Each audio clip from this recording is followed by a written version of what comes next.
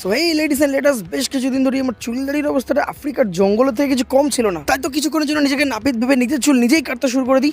But I am failure. ছাতার আমার BMW নিয়ে জীবনে প্রথমবারের জন্য চলে যাই আমি একটা লাক্সারিয়াস সেলুনে। আর বরাবরই আমি পাড়ার মোড়ে মাত্র 50 টাকা চুল কাটে অভ্যস্ত, তাই জন্য এরকম একটা 5 স্টার লাক্সারি সেলুনে চুল কাটতে আমার অকওয়ার্ডই লাগছিল, কারণ আমি কখনো এরকম সেলুনে চুল কাটিনি যেখানে শ্যাম্পু থেকে শুরু করে সমস্ত কিছু করা হয় এবং ফেস ট্রিটমেন্টও করানো হয়। চুলটা খুব সেক্সি ভাবে কাটার পরে শুরু হয়ে গেল আমার ডিটেন এবং ফেস ম্যাসাজ। আর ভাই আমার চুল কাটতে, ডিটেন করতে, ফেস ম্যাসাজ করতে আমার পেছনে এতজন পড়েছিল যে নিজেকে সেলিব্রিটি মনে হচ্ছিল। তবে সব থেকে বেশি রিলিফ পেয়েছি আমি এই দিদির ফেস ম্যাসাজে। অসাধারণ ম্যাসাজ করেছিল দিদি। থ্যাঙ্কস টু দিদি ফর এত সুন্দর ম্যাসাজ।